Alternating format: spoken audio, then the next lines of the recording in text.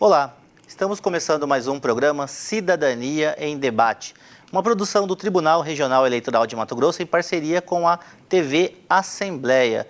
E hoje nós vamos falar sobre Justiça do Trabalho e acidentes do trabalho. E em nossos estúdios estão aqui a juíza do trabalho, doutora Graziele Cabral Braga de Lima Cargo. Muito obrigado pela sua presença. E para começar o nosso assunto, eu gostaria que a senhora fizesse um breve resumo do que foi a reforma trabalhista, né? Ela completou agora 1 ano e meio, né, desde que foi aprovada em junho ou julho de 2017, e à época gerou muita polêmica. E agora, 1 ano, quais são os reflexos dessa lei?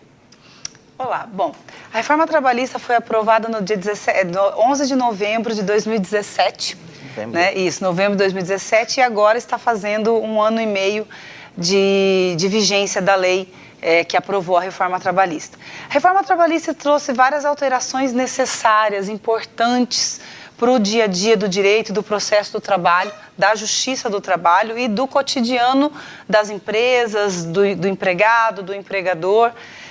Os impactos da reforma trabalhista em termos de números processuais, ele foi grande. Nós tivemos no Brasil uma redução de... Mato Grosso também, alguns estados um pouco menos, mas Mato Grosso seguiu o mesmo percentual do Brasil, de redução de 33% no número de ações trabalhistas. Em números, nós podemos dizer que em 2017 nós tivemos 2,6 milhões de ações trabalhistas no ano, e já em 2018 esse número reduziu para 1,7 milhões de ações trabalhistas. E essa redução, existe uma dúvida que as pessoas falam assim, reduziu porque os trabalhadores estão tendo menos direitos e por isso estão buscando menos a justiça do trabalho. Procede essa informação? Não, na verdade o que a gente observa, inclusive posso falar no dia a dia da sala de audiência, que a redução que nós tivemos foram das aventuras jurídicas. Quando eu falo aventura jurídica, o que eu quero dizer? Antes nós tínhamos muitas ações que na informalidade eram aquelas ações chiclete, se colar, colou, né? Uhum. Aquelas ações que não tinham tantos fundamentos, eram realmente aventuras. O que acontecia? Não havia nenhum prejuízo ou nenhuma sanção para aquela pessoa que entrasse com uma ação só simplesmente por tentar, sem ter uma fundamentação. Então, com a entrada em vigor da reforma trabalhista, observou-se que agora, em algumas situações que a pessoa perca a ação, ela pode, não é sempre, mas ela pode, depende de outros critérios, ser condenada a pagar custas, a pagar honorários advocatícios, reduziram essas ações que eram aventuras jurídicas, ações que eram absurdas. Nós tivemos ações de pedidos de dano moral porque furou a foto da pessoa quando foi arquivar os seus documentos. Então, esse tipo de ação, ele deixou de ser proposta. Eu não deixo de atribuir aqui, vamos dizer, aí uns 5%, ainda 5% a 10%, haja um pouco de receio do trabalhador. Mas eu digo e tenho falado em toda entrevista que eu tenho dado, não tem que ter medo. Se o direito foi lesionado, se você teve o seu direito realmente lesionado pelo empregador, a Justiça do Trabalho está aí para resolver, analisar a existência do direito e recompor as partes ao status normal. A reforma trabalhista surgiu na sociedade que ia retirar uma série de direitos do trabalhador. Ia retirar, por exemplo, questão de licença maternidade, ia colocar em risco o 13º. O que a reforma trabalhista tirou do trabalhador em termos de direitos? Tá, eu vou falar primeiro que não houve retirada de nenhum direito constitucional previsto no artigo 7º, né, da nossa Constituição, que foram. Então, não houve alteração em licença maternidade, não houve perda de 13º, de FGTS, licença paternidade, seguro-desemprego, horas extras, isso não houve redução nenhuma. A reforma trouxe uma adequação da legislação, por exemplo, em algumas situações que ainda que a legislação ela veio sendo criada pelo Poder Judiciário, muitas vezes, pelos juízes dos próprios julgamentos. Então, houve uma adequação. Por exemplo, nós tivemos a possibilidade das férias, que podiam ser parceladas em 2 vezes, eu posso parcelar em 3 vezes. Eu tive a possibilidade de reduzir o intervalo intrajornada de 1 hora para 30 minutos, desde que haja acordo ou convenção coletiva, isso feito com o sindicato. Então, ela trouxe adequações, não houve redução de direito. Eu não aponto e insto alguém a me apontar algum direito constitucional que tenha sido retirado. Não houve essa retirada. O trabalho intermitente pode ser uma válvula de formalização do mercado de trabalho? Aquela pessoa que é um garçom de um buffet, por exemplo, que é chamado aos finais de semana e que geralmente trabalha na informalidade, aquela diarista, por exemplo. O trabalho intermitente pode ser uma forma de regularizar essas pessoas? Com certeza, foi essa a intenção. O trabalho intermitente, se eu analisá-lo com aquele trabalho onde eu trabalho todos os dias da semana, tenho garantido ali o meu salário no final do mês, ele não é bom.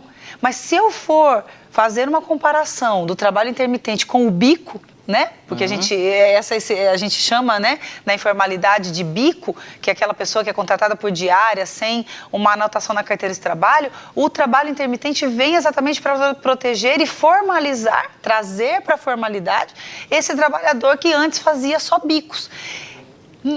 A atividade dele vai continuar sendo um bico, porque um bico no seguinte sentido, ele vai ser chamado em algumas ocasiões para trabalhar, só que ele vai ter um contrato de trabalho registrado na carteira de trabalho, ele vai ter recolhimento previdenciário, então isso vai contar tempo para a aposentadoria. Se ele sofrer um acidente de trabalho, certo? E ele estando com o seu formalizado, ele vai ter direito aos auxílios. Então, isso vale sim para aquela diarista, para aquele garçom, para aquele segurança, que antes fazia bico, sem nenhuma formalidade, sem nenhum contrato, e agora ele pode continuar trabalhando quando ele quiser, ou quando o patrão chamar, e ele também desejar, ele pode continuar trabalhando esporadicamente, certo? Mas com um contrato registrado. Pela experiência da senhora em gabinete, qual que é as ações que mais o trabalhador busca a justiça do trabalho? Bom, nós temos muitas ações. Agora, na verdade, eu observo que nós tínhamos duas situações, 2 cenários. Antes da reforma trabalhista, a gente sempre tinha verbas rescisórias. O que são as verbas rescisórias? Fui mandado embora e não recebi meu aviso prévio, minhas férias, meu 13º, mas sempre com algum plusinho, sabe? Um dano moral, porque eu não tinha risco, então, vou colocar ali um dano moral, vai que cola, vai que o patrão não vem na audiência. Então, a gente observava e agora nós verificamos a redução. Agora, depois da reforma, eu tenho observado que tem prevalecido 2 tipos, verbas rescisórias e horas extras, por não pagamento dessas horas extras. Então, a justiça, as nossas ações, pelo menos eu sou juíza lá na primeira vara de Várzea Grande. Então, lá pra gente, o que a gente tem de maior volume são realmente não pagamento de verbas rescisórias e a jornada de trabalho extraordinária, que muitas vezes a pessoa alega que fez a jornada e não recebeu. A justiça do trabalho é considerada uma justiça célere, né? É considerada uma justiça rápida. Por que ela é considerada rápida? Por que o processo na esfera trabalhista ocorre mais rápido que na justiça comum, por exemplo? Na verdade, assim, a sua pergunta no sentido de as justiças são iguais. A justiça do trabalho ela é um ramo especializado do Poder Judiciário, mas é tudo Poder Judiciário. E nós somos um ramo do Poder Judiciário Federal. Então, a Justiça do Trabalho ela tem essa agilidade. Eu defendo que a agilidade deveria acontecer em todas as justiças, tá? Sim. Mas vamos dizer assim que a Justiça do Trabalho a gente consegue e nós, juízes do trabalho, tentamos dar uma celeridade maior porque são verbas alimentares. Nós estamos tratando com direitos do direito de subsistência do trabalhador, né? E do empregador também, que pode se valer da Justiça do Trabalho se ele tiver algum direito violado. Então, na verdade, todas as justiças deveriam ser céleres. A Justiça do Trabalho realmente tem, de fato, nós somos uma justiça bastante célere, exatamente porque tratarmos de direitos alimentares, de direitos fundamentais dos trabalhadores e dos empregadores. Como que o trabalhador pode buscar a Justiça do Trabalho? Ele pode ele mesmo procurar a Justiça do Trabalho? Aonde que ele vai? Ele vem aqui na sede do TRT, ele vai na Justiça de Várzea Grande? Ou é necessário e obrigatório a contratação de um advogado? Então, a Justiça do Trabalho é uma coisa que é bem interessante. As pessoas confundem muito o Ministério do Trabalho com Justiça do Trabalho, ou Delegacia do Trabalho, Sim. ou Ministério Público. Esses outros órgãos, por exemplo, se eu quero fazer uma denúncia, mas eu não quero entrar com uma ação, são esses órgãos que eu procuro. A Justiça do Trabalho é quando eu já tive o meu direito lesado e eu tentei que o meu patrão, por exemplo, me pagasse as horas extras, ele falou, não vou pagar. Então agora eu vou na Justiça do Trabalho porque eu vou receber essas verbas, essas horas extras. Então eu tenho que acionar, eu tenho que entrar com uma ação. Na Justiça do Trabalho, há a possibilidade do que chama de jus postulante. O que é isso? É a possibilidade que o empregado ou empregador, qualquer pessoa, pode entrar na Justiça do Trabalho ou até se defender na Justiça do Trabalho sem obrigatoriamente estar acompanhado de um advogado, certo? Agora, isso é possível? Sim. Então, vamos supor que você trabalhou em Cuiabá, você procura uma das varas do trabalho de Cuiabá, no Tribunal Regional do Trabalho, chega no balcão da secretaria e diz, eu quero fazer uma reclamação trabalhista, o servidor vai reduzir a termo essa reclamação, na verdade vai fazer, hoje é tudo digital, ele vai colocar no nosso sistema e vai gerar uma ação, a outra parte vai ser notificada, etc. Nessa fase você já tem que apresentar as provas da sua denúncia. Sim, né? E eu queria que você falasse um pouquinho sobre a constituição de prova. O que o trabalhador, o que a Justiça do Trabalho, a senhora como juíza, classifica como uma prova válida num processo? Bom, depende do que ele está pedindo. Se for, por exemplo, para horas extras, né? Se ele está pedindo, pleiteando horas extras e ele tem, por exemplo, os cartões de ponto. Geralmente, quando hoje em dia bate o cartão de ponto, sai aquele ticketzinho, né? Ou você recebe no final do mês. Se não recebe, tem o direito de pedir para a empresa que forneça. Então, a carteira de trabalho é interessante. Se eu for, por exemplo, entrar com uma ação pedindo danos morais, é interessante que eu tenha provas testemunhais, documentais.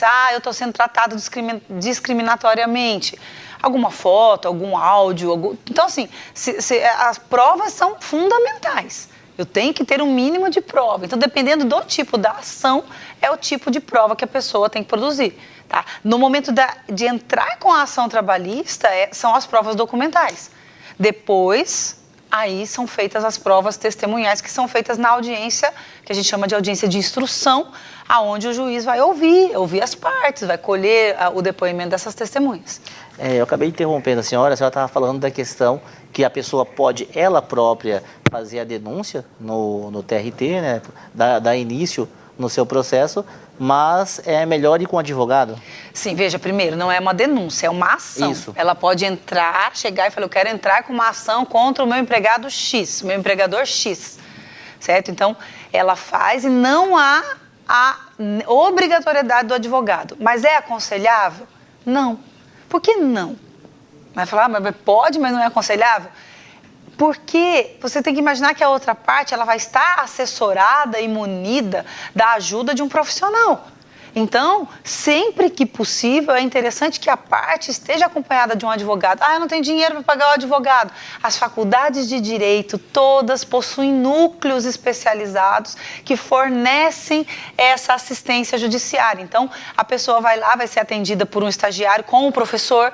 Então, eu vou perder meu direito? Não, tem um professor ali. E ele pode se valer disso, se ele não tem o dinheiro para pagar o seu advogado. Não saia daí, estamos encerrando o primeiro bloco e daqui a pouquinho vamos falar sobre acidentes de trabalho, seus direitos.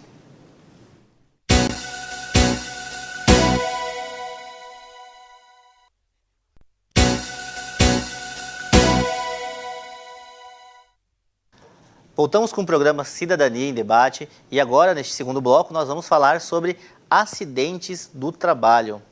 Doutora, a realidade de acidentes no Brasil e em Mato Grosso é assustadora, né? São milhares e milhares de pessoas. Eu estou com um dado aqui falando que somente de 2012 para cá foram gastos 82,5 bilhões no INSS com indenizações e benefícios pagos devido a acidentes do trabalho. O que o TRT está fazendo em relação a esse tema? Veja, o TRT e o Tribunal Superior do Trabalho, que é em nível nacional, tem o programa Trabalho Seguro, que funciona anualmente com várias ações. E em abril, nós fazemos a campanha Abril Verde, que visa o quê? Conscientizar a sociedade, os trabalhadores, os empregadores, sobre os riscos dos acidentes de trabalho e das doenças ocupacionais. As formas de prevenção desses acidentes de trabalho, dessas doenças ocupacionais, porque, que eu falei, a Justiça do Trabalho a gente acaba o quê? Julgando, quando acontece o acidente é que a coisa vem para nós. Mas como nós estamos tratando da vida de pessoas, então nós temos também esse trabalho paralelo, digamos assim, de conscientizar. Nós queremos evitar que o trabalhador perca sua vida, deixe a sua família, seus entes queridos desamparados, sem a sua presença, por conta de, às vezes, um ato negligente, um ato imprudente, a não utilização do equipamento de proteção. Equipamento de proteção individual. É lei utilizar? Porque você percorre algumas, principalmente na construção civil, a gente vê muito, né?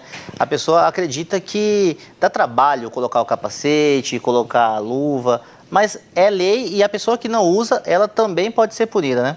Exato. Tanto do lado do empregador, ele tem obrigação de fornecer os equipamentos de proteção individual com data de validade, certificados e além de treinar o empregado para a utilização desses EPIs e fornecer um ambiente de trabalho sadio. Já o empregado, ele também tem a obrigação de utilizar esse EPI, certo? Da maneira como instruído, como indicado. E se o empregado não utilizar o EPI, isso pode ser uma vez só. Ele pode, inclusive, ser demitido por justa causa. Porque, veja, mas só uma vezinha? Uma vez pode ser suficiente para ceifar, para acabar com a vida dele.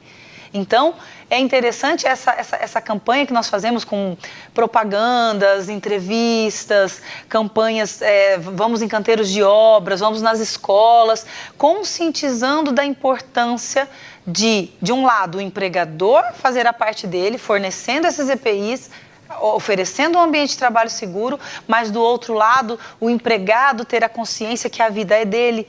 Então, ele precisa utilizar esse EPI. Como você disse, a gente percebe muitas vezes a pessoa, quanto mais experiência vai tendo, ela fala, eu já não preciso disso daqui.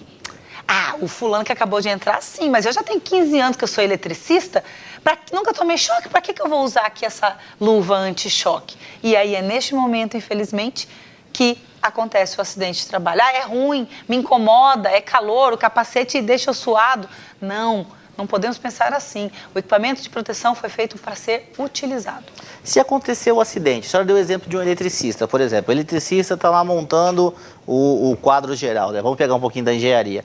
E neste momento, ele não está utilizando a luva, não está utilizando um calçado de isolamento, como necessita na obra. E ele sofrer o acidente e ele pode perder direitos por não estar utilizando o equipamento ou não. Uma vez que ele sofreu o acidente, a responsabilidade vai cair sobre o empregador. Com certeza, ele pode perder. Veja o seguinte, se comprovado que a empresa oferecia o equipamento, fiscalizava, exigia e fiscalizava a utilização desse equipamento, e comprovar que ele lá, num descuido, ele pegou e rapidinho foi sem a luva e mexeu no quadro geral, sofreu e foi eletrocutado, certo? E sofreu ali o acidente. Ele pode, ele vai ser afastado, ele vai ter o benefício previdenciário, mas ele não ganha indenização, certo? Porque a indenização nos casos de acidente de trabalho é necessário, na maioria dos casos, que seja comprovada o quê? A culpa da empresa. E essa culpa pode ser por ação. Eu mandei o empregado mexer num lugar que não podia. Ou por omissão, eu não forneci o equipamento de proteção. Mas se a empresa está ok, se ela está fornecendo, se ela está fiscalizando e a situação é de negligência, imprudência do funcionário, caracteriza-se culpa exclusiva da vítima e isso é uma excludente de indenização. A empresa não vai ser condenada a pagar. A campanha Abril Verde tem ido a escolas, né, trabalhando com esse público que ainda não trabalha. Qual que é a mensagem que vocês levam para esses jovens que ainda não estão no mercado de trabalho? Para que eles conscientizem o pai, a mãe, o tio, o avô, da importância que é todo dia voltar para casa e encontrar o seu pai, a sua mãe, né? O seu ente querido ali. Então, a gente já ensina as noções, porque além dele ser um futuro trabalhador, é uma pessoa, a gente geralmente trabalha com ensino médio, então é uma pessoa que está próxima já de ingressar no mercado de trabalho. Então, para que ela se proteja, para que ela não tenha essa concepção que nós percebemos que nas pessoas mais velhas é mais difícil de... Né, tem gente que fala assim, meu pai não usava equipamento, meu avô não usava, por que eu vou usar? Então, a gente tenta, nessas mentes que ainda estão abertas, né, colocar a conscientização da necessidade e que também que eles cheguem para os seus familiares dizendo a importância que eles têm naquele núcleo familiar e fala, pai, se protege, vô, mãe, se protege, você é importante para nós, né? O acidente de trabalho, ele acaba afetando não só o trabalhador, né? É importante destacar que ele afeta a família como um todo, né? Que passa muitas vezes a conviver com aquela sequela, né? Que a pessoa fica muitas vezes incapacitada, parcialmente ou totalmente, né? A gente sempre fala, por que faz campanha de trabalho? O problema não é do trabalhador só que sofre, não.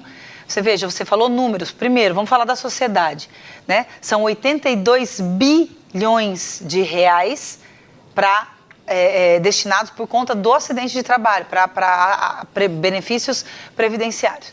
Aí eu tenho, se esse trabalhador ele ficou com sequelas, imagina a dificuldade dessa família de estar com uma pessoa deficiente, os gastos que nem sempre, vamos supor que ele foi negligente. Então eu vou ter ali um trabalhador aleijado, um trabalhador sem um membro, um trabalhador na cadeira de rodas, que vai ter a necessidade para sobrevivência muito maior, certo? E aí ele não vai ter nem a indenização da empresa, ele vai receber ali um benefíciozinho previdenciário, alguma coisa que não vai atender. Então, impacta toda a sociedade, não é só a pessoa que sofre. A vida é minha e se eu quero morrer eletrocutado, o problema é meu. Não, não é assim. Quais são os setores que existem o maior risco de acidente de trabalho? O que mais acontece que chega até o TRT? No nosso estado, o setor agropecuário. Agropecuário. Agropecuário, e especificamente abate de animais, frigoríficos. Então, a gente observa que o maior número de acidentes vem desse sentido. Depois nós temos o setor hospitalar, a construção civil também traz muitas vítimas, mas o setor agropecuário, infelizmente, ainda onde se verifica o maior número de acidentes de trabalho nesse setor. E existe algum tipo de fiscalização do TRT, de visitar o local de trabalho? A pessoa pode denunciar, falar assim, olha, em tal empresa eu fui lá, percebi que o açougueiro que faz a desossa da carne não está utilizando a luva de malha para evitar o corte de mão. E existe uma ação do TRT para ir fiscalizar esse local? Como que funciona? Então, como eu já te disse, a Justiça do Trabalho não é fiscalizadora. Sim. Nós já atuamos depois. Isso, quando já aconteceu. Mas o Ministério Público do Trabalho e o Ministério do Trabalho, que são as superintendências regionais do trabalho, são os locais propícios aonde você deve fazer a denúncia. Se você observar que em algum lugar ou na sua própria empresa, né? Eu não quero falar ali porque senão meu patrão vai me mandar embora, então eu vou lá no Ministério Público do Trabalho, eu faço a denúncia, pode ser anônima, tá? Se eu não me engano, o site do Ministério Público é mpt.gov.br, que é ministériopúblicotrabalho.gov.br. Você pode fazer a denúncia, inclusive, online, sem se identificar, para realmente nos ajudar, né? Ajudar toda a sociedade a evitar esse acidente. Olha, eu estou vendo que o açougueiro está trabalhando sem a luva, eu estou vendo que a pessoa está subindo, a pessoa vai pintar, vai lavar a janela, está sem o cinto de segurança. Tira uma foto, entendeu? E manda, mas são nesses tanto ou no Ministério Público do Trabalho ou na Superintendência Regional do Trabalho, na antiga Delegacia Regional do Trabalho. Recente agora, né, na posse desse novo governo federal, existia uma discussão sobre a possível extinção da Justiça do Trabalho, porque seria uma justiça cara, vamos dizer. Qual que é a opinião da senhora sobre isso? Existe essa possibilidade? Veja, toda justiça é cara, porque justiça não é feita, né, o Poder Judiciário, nenhum dos três poderes, ele é feito para gerar lucro, algum tipo de lucro. Então, toda justiça, ela tem um custo, certo? Mas o que acontece que nós temos que pensar? A Justiça do Trabalho, como eu falei no início da nossa entrevista, ela é um ramo do Poder Judiciário especializado em julgar causas em que eu tenha empregado e empregador.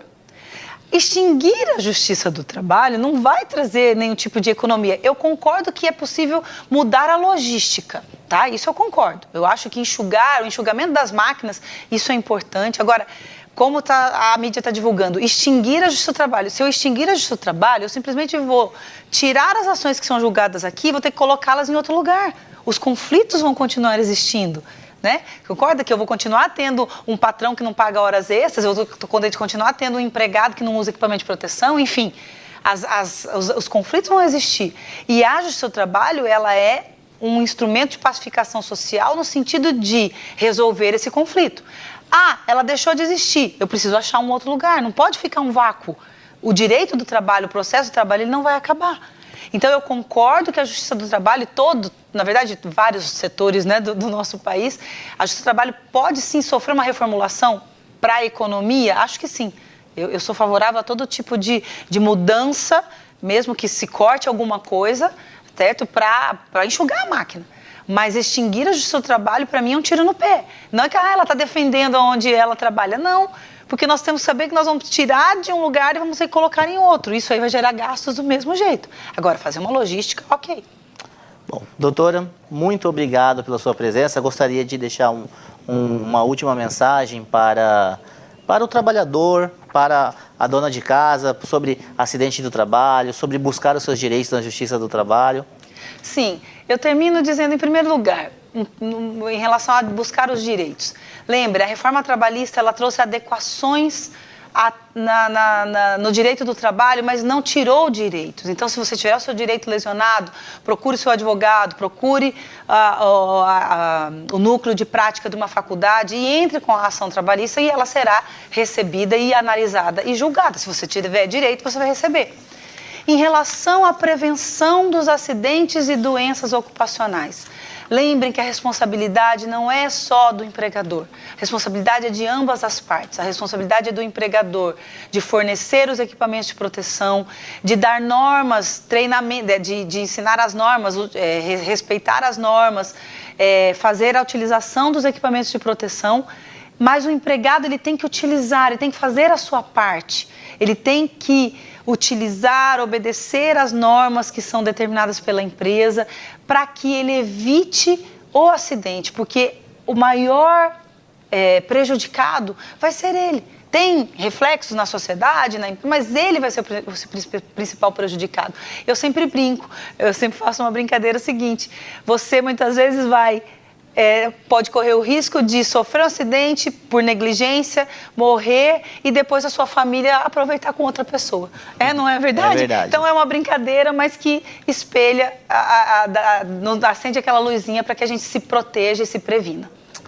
Doutora Graziele Cabral, muito obrigado por participar do programa Cidadania em Debate. Uma simpatia com muito conhecimento e até a próxima edição. Muito obrigado.